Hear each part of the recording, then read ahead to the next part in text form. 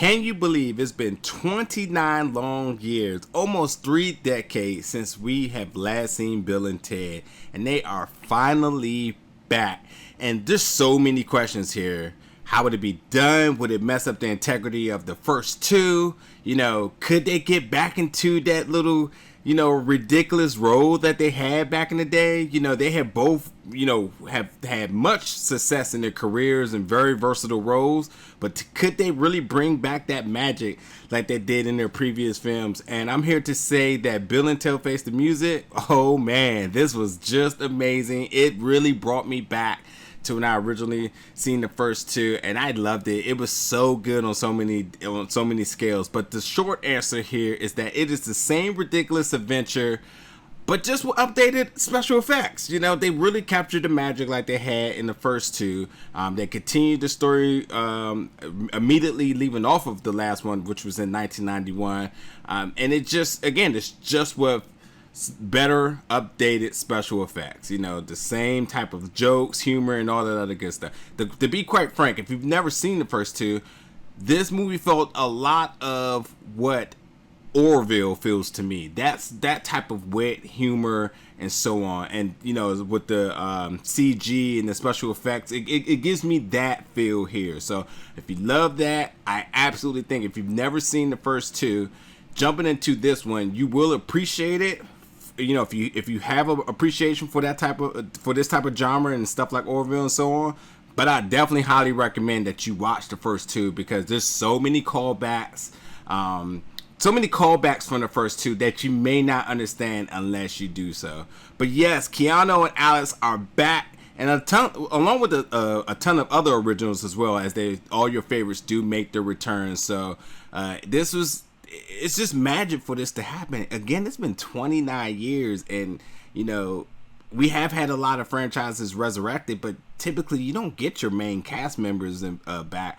And unfortunately, everybody, because of how long it's been, were unable to return. Either because life things, some people have passed away and so on. But it's still magic to see that your two leads are able to return and pick up the story and the magic or where they left off at. But yeah, there's so many things to put into perspective here. Like, number one, their kids are the narrator in the beginning of the films. It's like, oh yeah, that's right, they did have kids in the end of the second one. But what's happening with this one is that, so the two of them, Bill and Ted, have really been banging their head against the wall for 25 years, trying to fulfill their rock and roll destiny. And it's kind of crazy too, because puberty hit. So kind of hearing them with deeper voices other than the high-pitched voice that they had in the first two kind of throws you off for a little bit, but you get used to it. And, when you think about Keanu, it's hard for me not to see John Wick at time, but, they easily get me out of that, instantly. But, when I see Keanu, I'm just ready for him to start kicking some butt. But seeing him in a fun role is it's so refreshing. Seeing him where he got his roots at, and where, movies were just fun and crazy and ridiculous. Seeing him getting back into that role is just so awesome. But, so, with all that time traveling that they've been doing in the past, time is finally starting to fold up on them.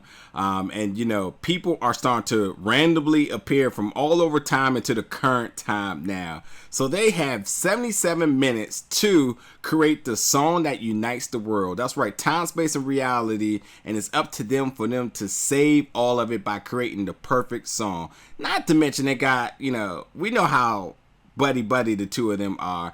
Yeah, well, their relationship kind of jeopardized their marriage a little bit too. So at the same time when they have to save, the world and reality, they also got to save their marriages as well. Not to mention they're being haunted by a killer robot from the Great Leader. So, and I got to say, Anthony Carrigan, who plays the robot, does a fantastic job. Easily one of my favorite characters in this one.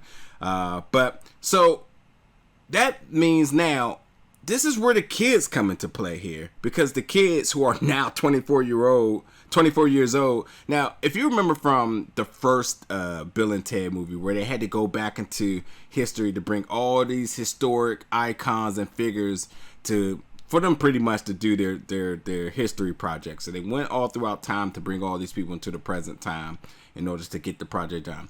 Well, their daughters now go all throughout time in order to bring out the best musician icons in all throughout history in order for them to put together a killer band. So you see the parallels between the first one and this story with that happening. But let me kind of go over some of the things that really stood out to me here. Like the opening scene is just absolutely hilarious. It is kind of like mind-boggling because of some of the things that happen in it, but it's absolutely hilarious. And again, this is so refreshing seeing a lot of the original cast members reprise their roles, so that's always a good thing. The therapist scenes are so funny and ridiculous. Some of my favorites. And of course, if you've seen Bill and Ted, you know they're also doing some time traveling too. So them seeing their future selves is so hilarious and funny, considering their costumes and just everything that's put into place about the different time periods that they're seeing them. There's one particular one when they go see them and they're actually in jail. Oh, it's just hilarious. I can't get enough of it. So Rufus, if you remember, Rufus is the one who helped them in the first two movies. Well, Rufus, who's played by George Carlin, has now passed, and his daughter Kelly is now the one that's assisting them in their journey here. So they do pay homage to Rufus in the hologram, which was really touching that they were able to do that as well. But yeah, like I said in the beginning, this movie feels like, you know, Orville-ish to me, you know, with the updated special effects, but it's really still the same old silly adventure that Bill and Ted has always went on. So you definitely can appreciate it for the continuity between all three movies here. It really stays on par, but you know, technology just came a long way, so therefore use it. You know what I mean? But the dialogue is easily the best part of this film. Every conversation is always golden, and it's absolutely going to have you at the edge of your seat laughing the entire time. It's so ridiculous. I can't tell you enough. But yeah, I definitely suggest watching the other one so you can really see the parallels between this movie and the other ones, because like there's a lot of callbacks that you may just, you know, intake, but you will ultimately appreciate if you actually understood like where they're coming from with some of it. And of course, if you've never seen any of them, please realize that this movie has zero realism in it. Please leave all the logic out the door. Just have fun with it. It's time travel, and no one understands how time travel works. So you just got to go with the flow, and that's just perfectly fine. You wouldn't appreciate it so much more with that logic there. You get some good cameos in this as well too. Dave Grohl, who, the founder of the Foo Fighters, as well as Kid Cudi, who's one of my favorite artists. So that's awesome as well. And also, speaking of parallels and so on, so if you remember from the previous ones, the Grim Reaper, who is the one who kind of like randomly ends up on a journey with them. Well, they end up, number one, the original actor for the Grim Reaper is back. They also meet the Grim Reaper again, nonetheless.